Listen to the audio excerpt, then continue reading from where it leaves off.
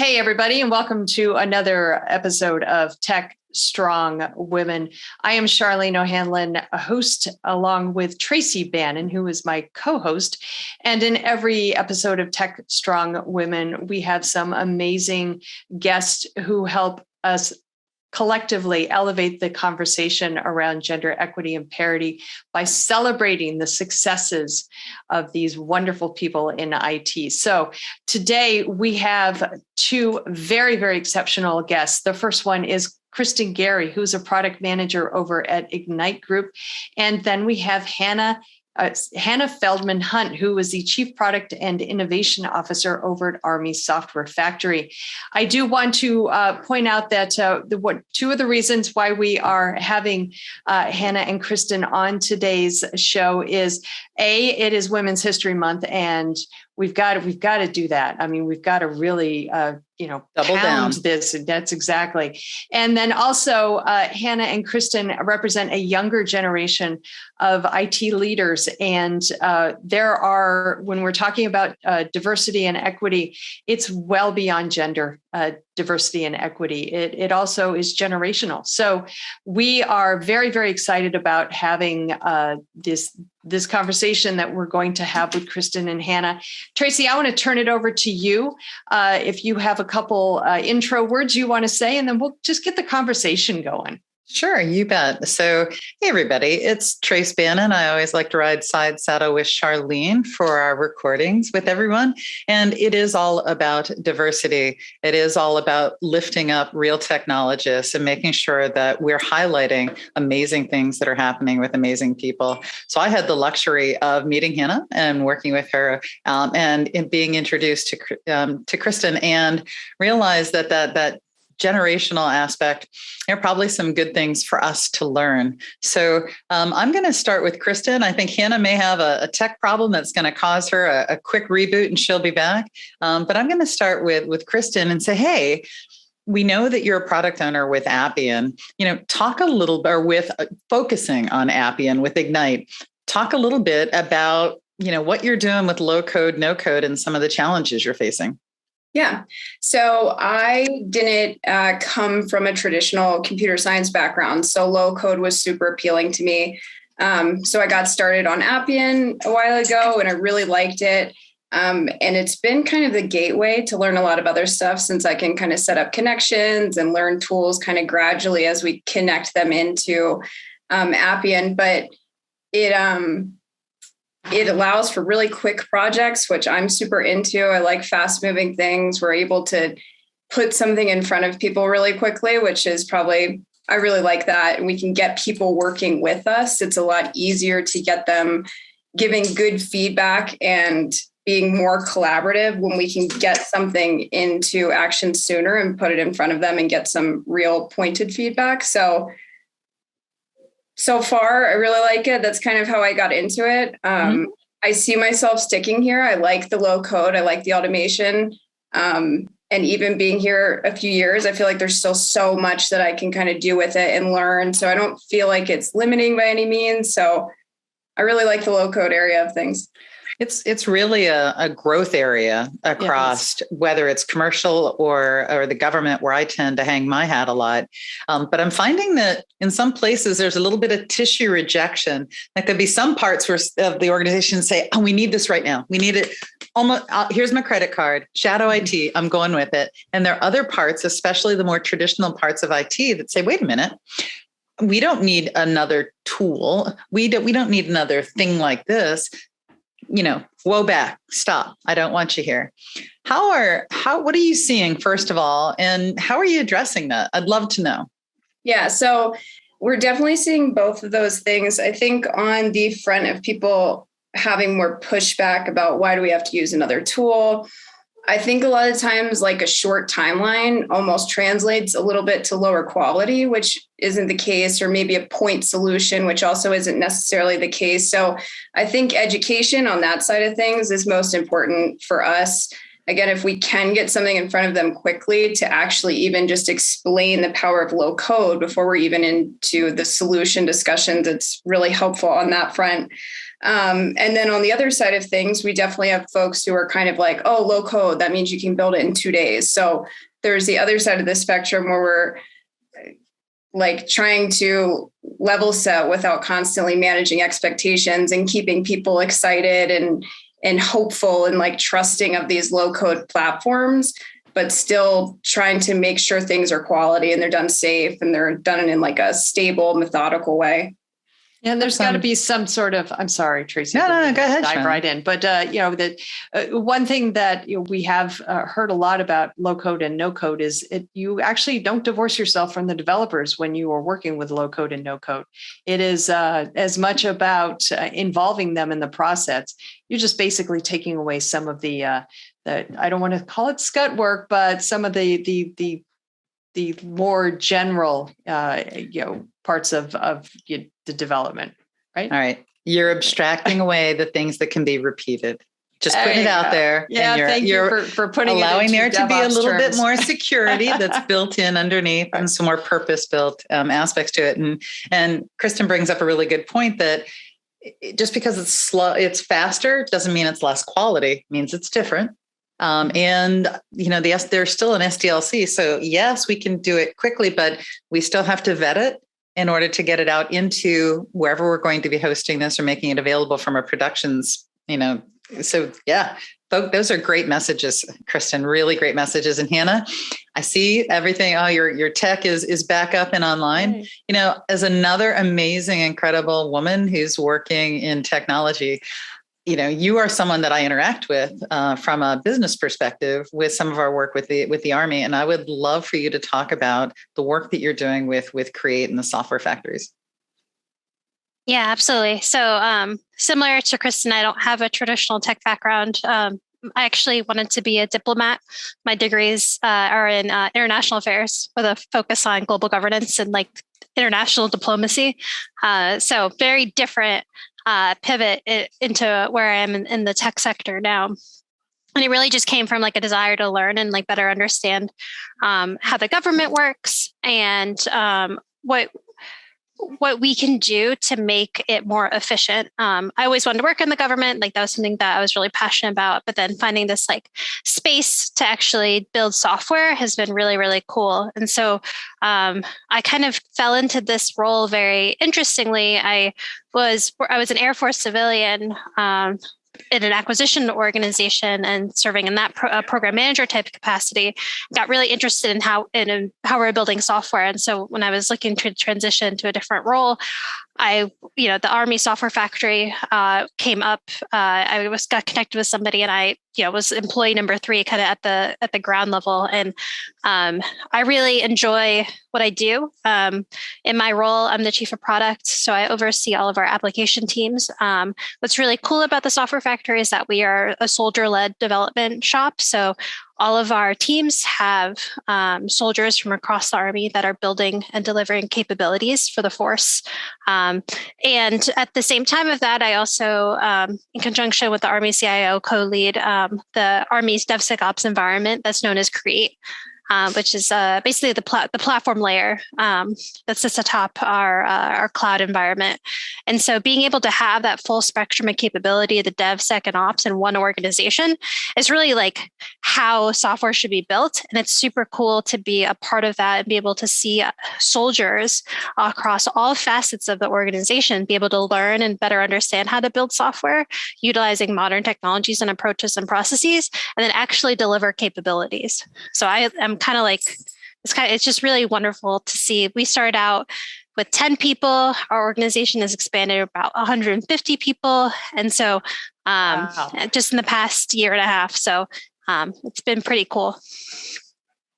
That's amazing. I'm thrilled to hear, because you think about the government sometimes, and certainly no offense, but the government has a reputation of not being the most efficient and responsive and agile. So hearing that you have 150 folks in your organization, soldiers and I guess civilians as well, but who are actually making DevSecOps work effectively. that to me is an amazing story. It's really, really heartening to hear. So congratulations on that. That is some great stuff there. I want to ask a question of Hannah, though, that ties it into what Kristen was talking about. Transformation is tough. I always use lowercase t, helping people to build new muscle memory. It's tough, right? It doesn't matter if you've practiced it a certain way, even if it's only been practiced that way for a year. Doing something new is a little bit tough. Hannah, when you are working to onboard a new program, a new product, what are some of the challenges that you're running into with people either believing or disbelieving in what you're selling? Mm-hmm. Yeah, it's super funny to kind of see it. A lot of organizations are very excited that we have soldiers building software. It took actually the first batch of our first cohort, the concept was very foreign to them. And they're like, oh, I can't trust soldiers to build software. Obviously, I need to outsource it to a contractor. And there are times and places for that, especially big weapon systems that have a lot of complexity to them. But for what we're building, soldiers have the most context because they've been doing this job their entire career. And so we often don't see nowadays see a lot of skepticism about soldier-led software development. We often see more skepticism about like cloud native software development and DevSecOps because it's not manual anymore. It's not something that I can go and do a checkbox and say, yes, you did all the things. It's much more automated and like ephemeral, and like things are changing constantly in an environment. You're never just at a steady, like there's no state where you could just take a snapshot and say that's the way it is. You're constantly building and tearing down VMs and pods and like whatever the case may be. So it's a very uncomfortable experience in the Army to move to this like DevSecOps model. And that's typically where I spend most of my time. Soldiers building software is no longer like, bad juju. People are seeing the results and seeing the software we're building. I think they're still nervous, but no bad juju. I like that. I like that term. Yeah, I want to pivot just a little bit because you said something and I wrote it down. Yes, on my handy index card, that one of the types of things that you studied as an undergrad was international diplomacy and the governance aspect. Got to tell you, that actually seems like the best career for you. I'd really like to hear both of you. Hannah, first, if you could talk just a little bit about that. And then Kristen, I want to hear about your non-traditional education, how you got where you are from that. So Hannah? Yeah, it's actually really funny. So my master's thesis was around like global terror, like Islamic terrorism and like cross-cultural communications. Wow. And like sometimes it really feels like that with the department. Do we need to beat that out at all? Is that we can leave that in there? Yeah, this is Hannah's personal view on the matter. Okay. But it is. It's like there's adversarial relationships and how do you build across like understanding the other person's culture, and in the DoD sense, it's like traditional legacy with like modern capabilities. And how do you like come that together and be empathetic and understanding, but also realizing like we need to change those things. And so I actually was joking with a coworker recently. She's like, yeah, like actually your degree was really beneficial to what you're doing currently, even if it wasn't actually building software. And I actually think, the more and more I think about it, I think it's true. I'm a big fan of the book Range, which talks about having a broader depth or length of like capabilities versus being specialized in one particular area and having it make you more successful as a person and in your career. And I think that's like spot on for me, especially with like my non-traditional background. Yeah. So Kristen, I'm going to turn this over to you. You talked about having an interesting career path. Tell us a little bit about it. Yeah. So I started studying engineering, science, and mechanics, and it's not a super common major. So what that is, it's kind of the underlying mechanics of all engineering. So I learned about the mechanics between chemical bonds, but also mechanics in a bridge. So it's kind of all over the place. It's very kind of rudimentary across the board. I didn't know what I wanted to do. So it was a really great place for me to kind of start. And then along with that, I was really into biomedical engineering. So I did that too. They didn't have a major at Tech where I went to school. So that kind of went in as a minor. But it worked really well because it's a lot of just kind of systems engineering and figuring out how a lot of different parts are kind of working together. So my goal early on was to make prosthetics. I think that's still just the most interesting thing ever. But the classic engineering route, I think, like kind of right out of school, my options were a little bit slower pace of building, of developing whatever it was going to be. And so I started looking into technology, and I loved just the software aspect of it and the creativity aspect of it. I like the user interface aspects of things. And so that's a piece that I really didn't get to stretch much in the mechanical engineering realm of things. So that was probably my biggest push coming in, but it's kind of shifted now that I'm more appreciative of the types of teams I get to work on and kind of the speed of projects. So that's kind of how I got into it. Maybe at some point I still make it over to prosthetics. I think I'm gaining a lot of kind of good user perspective type of conversation facilitating things that would be really helpful to build a great prosthetic for somebody. But anyway, that's kind of ended up here. And I came in actually wanting to just do graphic design. And I was really lucky that my bosses were kind of like, let's try something a little bit deeper than that. So they sent me to training. And I've just really liked Appian ever since. And that's where I've been. That's great. So a chunk there that might be relevant to Hannah and the rest of the group. So between college and the tech transfer or transfer to tech, I worked in chemical demilitarization, where we were destroying old chemical warfare, which super interesting, but it was more so kind of at an operations stage. So not a lot of innovation and kind of new ideas, things like that. So that's why I ended up looking elsewhere and getting into tech. But you did get to experience them. I call it the command and control structure. Like it's very, in some parts of the military, and Hannah is doing a great job busting this down, very flat organization. There's a lot of hierarchy, and there's a lot of yes sirs and yes ma'ams up and down the chain. And that it's different the first time you experience it. So, yeah, well, being a military brat, I can tell you that's certainly. That. Yeah, you didn't know that? I did not. I went. Yeah, I could tell you stories, but I won't. Not in this. Not in this episode. Maybe another one. We'll talk about the military, tech strong women. But one thing that really does, kind of perk my ears up when I'm hearing both of your educational background and how you got into the spaces, Hannah, yours is perfect for, your international relations.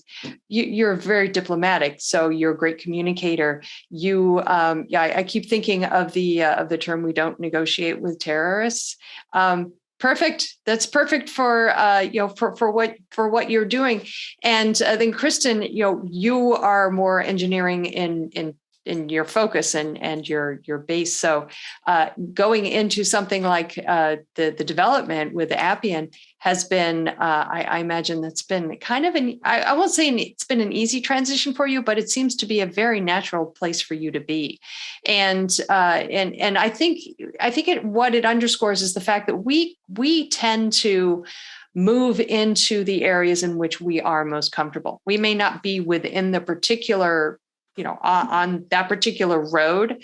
But we find our place, we find our niche. And whether it is in low code development or in the whole, any place in the military that has some sort of a communication component, I can see Hannah actually working in any of those realms. But because Tracy, you've got kind of a non-traditional background also. So and now you're doing DevSecOps, and so I have a journalism background, so here I am doing this. But I never really did anything around tech with the exception of reporting on it. And so, this has become kind of the natural niche for me. But I wondered, did you guys ever really think that when you started down the path that you did, that this is where you would be today? No, I was trying to go as far away from computer science, I think, when I graduated school as I could. I think I got unlucky with some professors, and I didn't see really the possibilities of just kind of getting into computer science. So that was more so on my own. I feel like, though, as I am here, and even I've been here for a few years, just in the tech realm, that there is still like people do really like to talk about whether you came from tech or whether you didn't come from tech. And I feel like that is frustrating because it's like, when does that end? When does that 4-year credential kind of end for everybody? And we're back on a similar playing field. So I like kind of came from tech, so it's stayed in the same realm, but there is still a distinction to some folks of like that transition there. I call that educational diversity. And I've run into that even still. Like, your undergrad was what? And I think you guys know that I just recently finished my master's in software engineering, although I've been creating software for a couple of decades. I won't cite the number of decades, but probably old enough to be your mama. And I run into that. It's amazing that we are trying to stovepipe folks based on education. Now, there's absolutely an amazing reason to have folks with different 4-year degrees in the research areas and in these advanced areas. But every developer doesn't need a 4-year degree in comp sci, trust me. And Hannah, this is someplace where you've spent a lot of time in helping, to change the lexicon, change this for folks. Do you want to talk a little bit about kind of any hurdles you've run into in talking about education or the skill sets that people need? Yeah, that's a great question. Something I'm super passionate about too. You're right. Like, especially the way that government hiring is structured for civilians, you typically have to have a degree to be considered an engineer. They call it a positive degree in whatever engineering discipline it is. Even if you are a software engineer and you've been one for 10, 15 years, you still can't call yourself an engineer. So on paper, I'm a IT specialist. That is my occupational series because I don't have a degree in engineering. I have liberal arts degree. And it's something that's been very frustrating for me, on the civilian side, but on the military side, it's been kind of fascinating to see, especially the diverse set of soldiers that we have in our organization from an MOS perspective, or what their job series are. We have medics that are platform engineers. We have maintenance technicians that are software developers.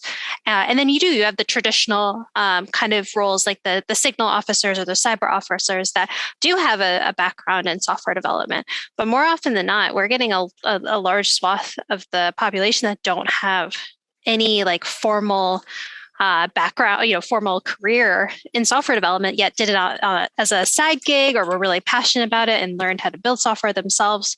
And it really goes to show that it doesn't matter what your educational qualifications are, or your credentials, or your certifications. Anybody can do this.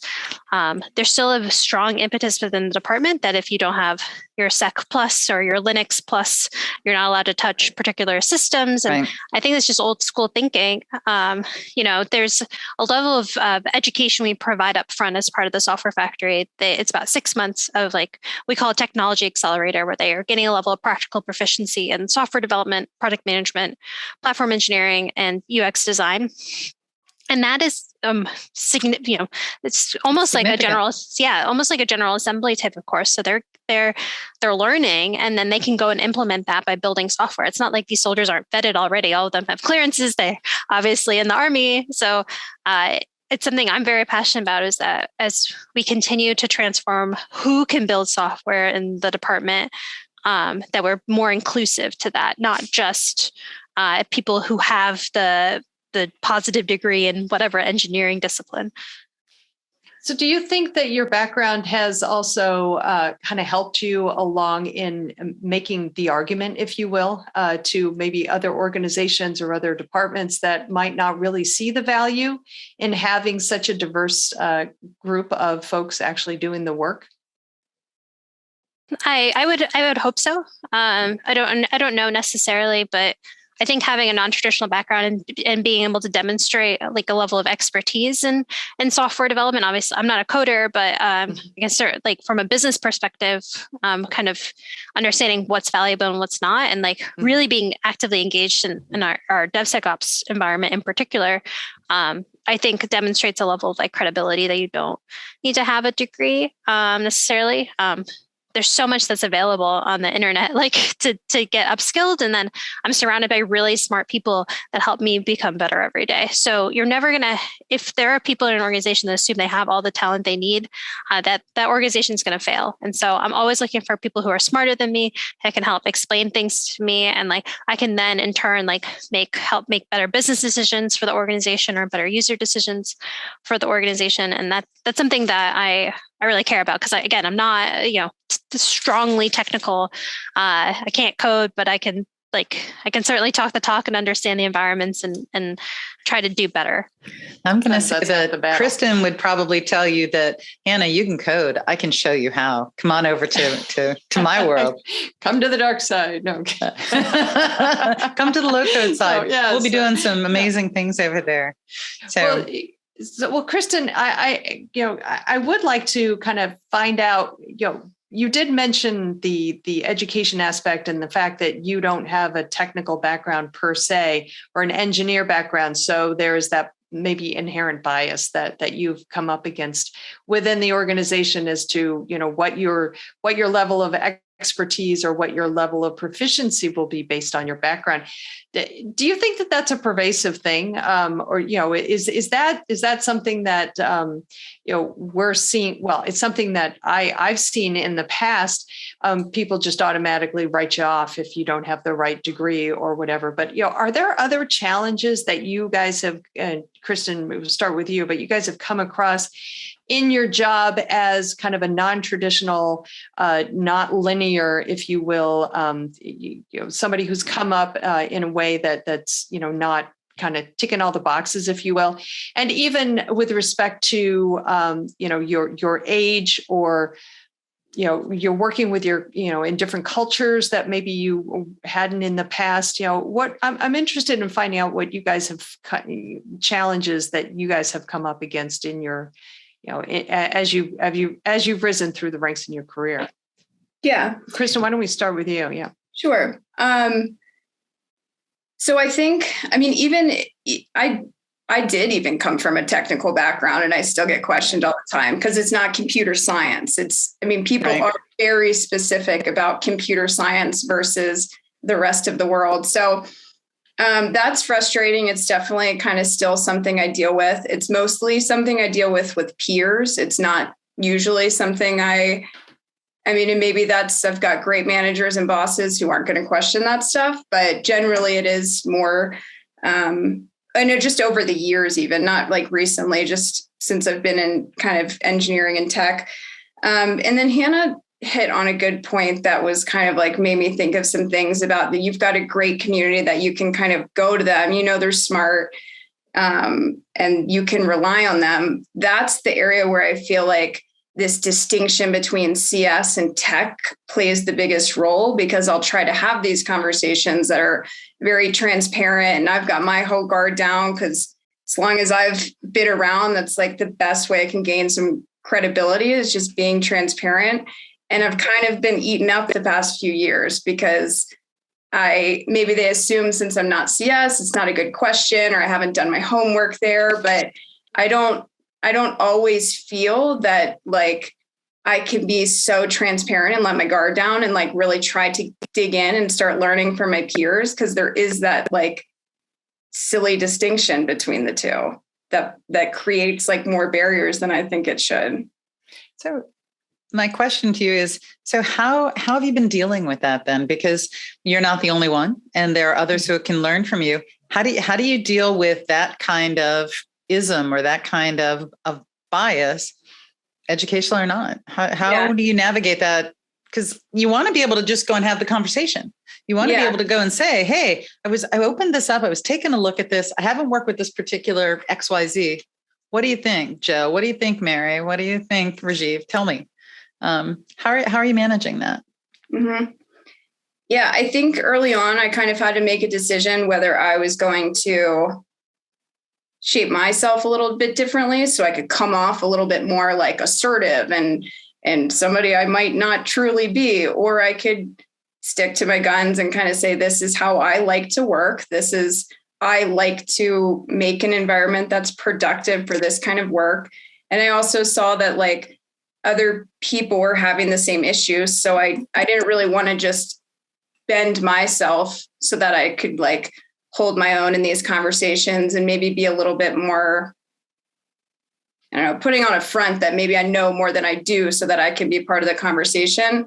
And I didn't really want to do that. So I have just tried to gain trust. I just knew it would take a long time. And I've just determined that that's how I've been successful in the past. And whether I'm going through a hiccup now or it's like getting some other folks on board, I've just decided that that's where I'm going to stay. And I definitely needed to have some help to tell me that like that was okay. And just because they're doing it and maybe their moves feel a little bit more powerful, it doesn't mean like I have to shift to them. So I think just generally trying to stick to the way that I want to lead and like be on a team has been one word.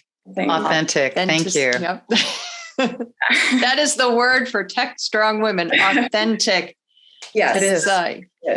It drives everything. So what about you, Hannah? Have you experienced these issues as well? And how have you dealt with them? Yeah, I couldn't agree more on what Kristen said. I certainly relate and empathize. Yeah, I've had a ton of imposter syndrome moving into this role when I've initially started because I didn't know anything, or it's not true, but I felt like I was really behind the curve on understanding how things should be and what we can do. And I had, again, a lot of coaching and mentoring and support, which is very helpful to see that I am competent. Like I don't need to think that I'm not. And I came from a culture that was very much not psychologically safe. So it was not, you couldn't ask questions, you couldn't show a level of vulnerability. And so here, what I've learned and what I've noticed is that if I'm vulnerable, if I'm asking questions, if I'm expressing like I'm struggling or I'm overwhelmed, as a leader, that then like opens up the ability for the organization to feel comfortable saying those things.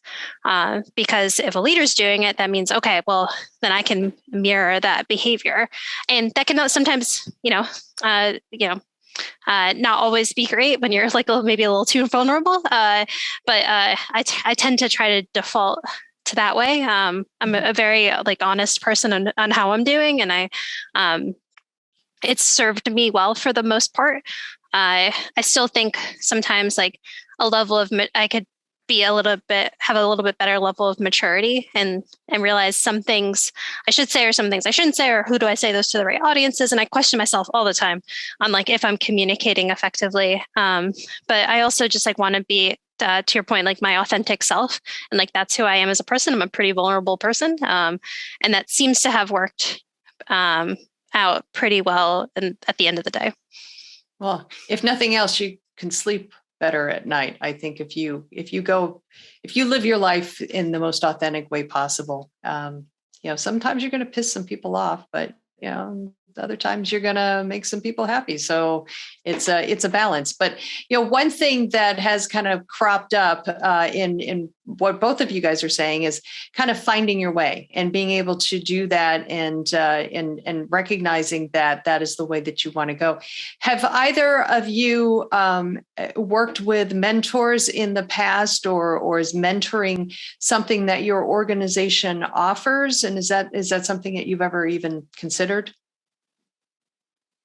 Yeah, so we have a built-in mentoring program. So we're all kind of paired up with somebody who's a little bit older, who has gone through it recently. Mm-hmm. But I think probably my most mentorship comes from the day-to-day meetings that I have with people who are just a little bit more senior, who I'm working more closely with. We have a pretty small company, so I get to work really closely with our CTO, Jason, which is awesome. I get to learn a lot from him, and I get to work with our CEO, Armand, a lot. So it's very short path between our teams of developers and kind of our leaders, which has been really great for me.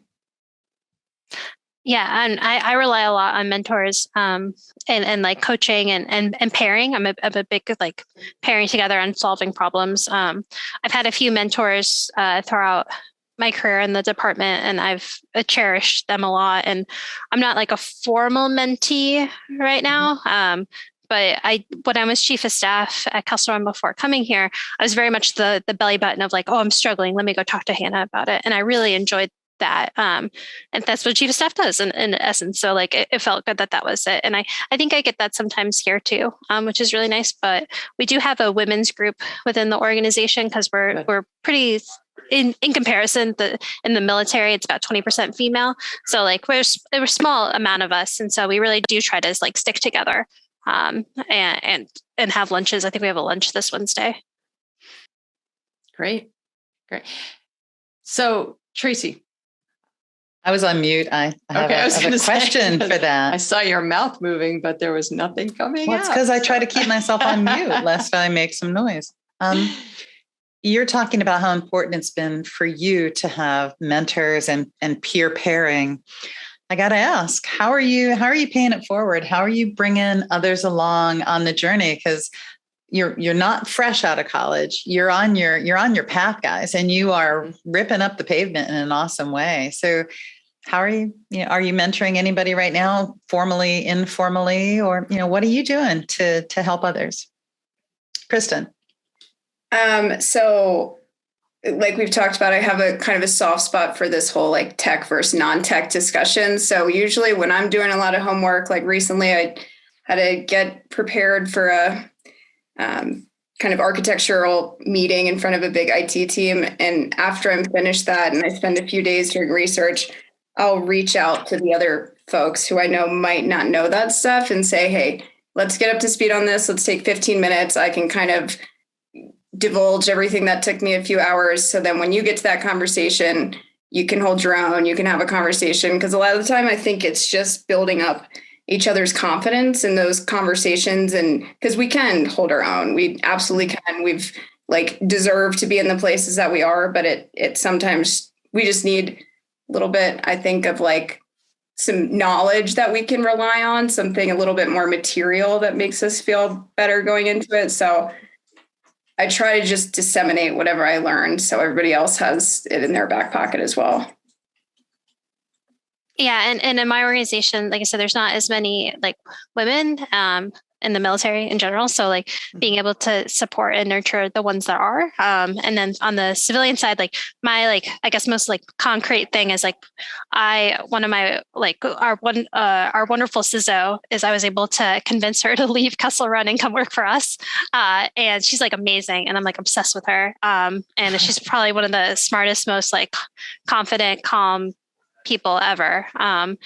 And having her in the organization has like significantly increased the like level of empathy and caring. And I love that. And I like admire her and I want to act like she does. And she always says like Hannah for president. And I don't know, it's just nice to have like somebody at your level that you could like kind of come together with and work together both on a professional and personal level. Well, you would not be the first young professional that I said, I may end up working for her someday. So yeah. Absolutely. Another woman in my organization named Natalie Weaver, and she's, I think maybe 2 years out of college, going back for her master's. She's just tearing up the pavement as well. Smart humans with really broad thinking skills. It's amazing. Just amazing. Yeah. So we are starting to get low on time, but I did want to kind of bring up one topic that I think it's important, especially as we are, talking to the quote unquote younger generation, if you will, of humans here, and really taking a look at gender diversity in the workplace. We currently we have 5 generations of workers still in today's workforce. We've got the boomers, we've got the Gen X, we've got millennials. Wait, no, there's somebody else in between. Wait, boomer, I can't remember. So we start with Gen Z, millennials, Gen X, boomers. Yeah, no, it is the boomers. Are we at 4 then, maybe? I guess that's 4. I thought there were 5, but anyway, be that as it may, we've got a lot of different communication styles in the workforce. We've got a lot of biases that exist in the workforce, and it's just generation to generation. My parents and my grandparents had completely different thoughts about women in the workforce at all. So I'm interested in finding out, with you guys being kind of I would say a rung lower than us, at least in generations, what challenges maybe you guys have come up against having to communicate and interact with the different generations, if you will? I'm going to interrupt that and say that was very tactfully put. Like in interacting with the other generations. Okay. So that's the big question on the, we've talked a lot about different types of diversity. Obviously there's, Hannah, you've got 20% women, and 80% male. Kristen, I'm going to gather that you probably see something kind of similar to that, maybe a little bit higher with women, but it's that gender piece that's driving me crazy personally. I gotta know. Is it hard to communicate with somebody who's from a different generation? And how are you dealing with it?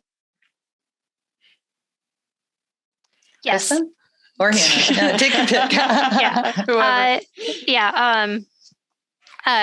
It is.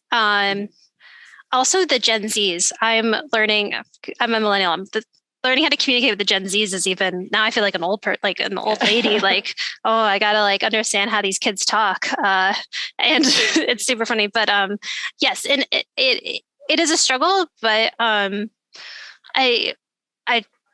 very more formal, sir, ma'am, Mr., Ms. It's especially in the military. It's very formal, and so being mindful of that, and in a sense, like adapting to it. This is something that I try to do in a communication, like very much. This is like my degree and my background is like meeting somebody where they're at and like how they want to be addressed and how they want to be communicated with, and then slowly over time, like making changes to that communication so that it aligns with like what I need from that person or like what they can receive from me in a way that is much more maybe relaxed and less formal. But yes, it's a struggle, but I think more often than not, it's something that is workable. It just takes us some effort.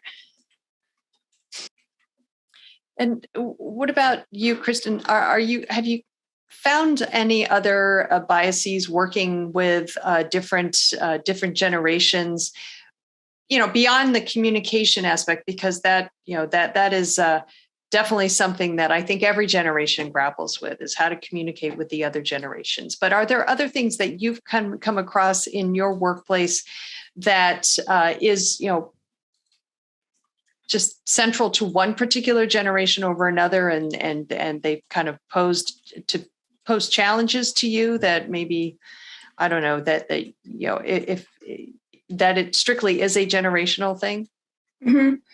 Yeah, I mean, I will say up front, I don't think I work with a ton of generational diversity. I work with a lot of peers. When I worked for the government, it was a little bit different. And if I'm kind of on some government engagements, there's definitely that different level of communication that we were talking about. But I'm not sure if I've really had too many like hurdles up to this point outside of communication. I also think I personally am a little bit more old school. Like I am typically finding myself kind of in the boomer time frame in terms of how I'm thinking, maybe, or like the way that I might want to manage teams and like get to goals and things like that. So I hope I'm maybe a connection point between the two generations, but so far, not too many hurdles in my specific workplace. But small frame in the whole scheme of things. Mm-hmm. So you're saying that you're not ageist then. So you're not like, oh, these gray hairs, they just don't get what we're doing down here. They don't understand what we're doing. No, it's usually something other than age that I feel like is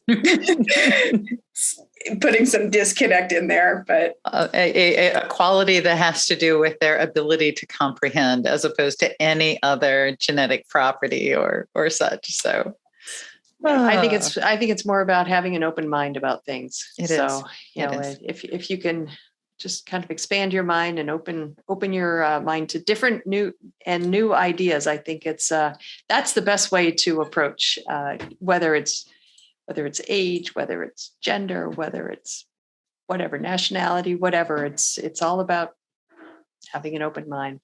Speaking of that, we have some, I think maybe 2 minutes left before we need to shut things down. So do want to kind of open the floor to Tracy, if you have any final questions, or Hannah or Kristen, if you guys have any final thoughts.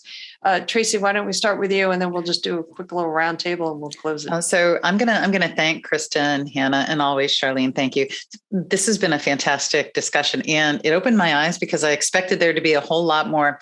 Those older folks, or they're not. I expected something different. So you've opened my eyes. Every time we do any of these recordings or any of these shows, I learn something. So thank you for that bit of education. Why don't we close with asking you both the same question, 60 seconds. What advice do you have for your 10-year younger self? Kristen? I'm a very sensitive person, hopefully not into the way that it gets in the way, but I wish I could have told myself 10 years ago that you can really use that to your advantage. There's empathy there, there's perspective. And it took me a long time to get there. So that's what I would tell myself, and probably a lot of other younger people. Thank you, Kristen. Hannah, how about you?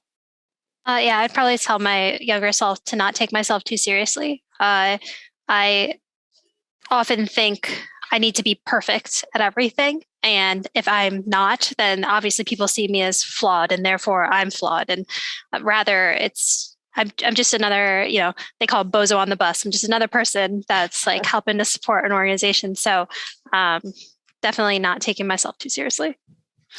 Thank you, ladies. Charlene? Yes. Thank you. Thanks, Tracy. And thank you, Kristen and Hannah, for sharing your insight. What a great conversation. I echo Tracy's sentiments. This has been very eye-opening, and I hope there were some takeaways, lots of takeaways for the audience in today's conversation. But thank you guys for being our guests today, and want to thank the audience also for joining us. And we have got lots more Tech Strong TV coming up, so stay tuned.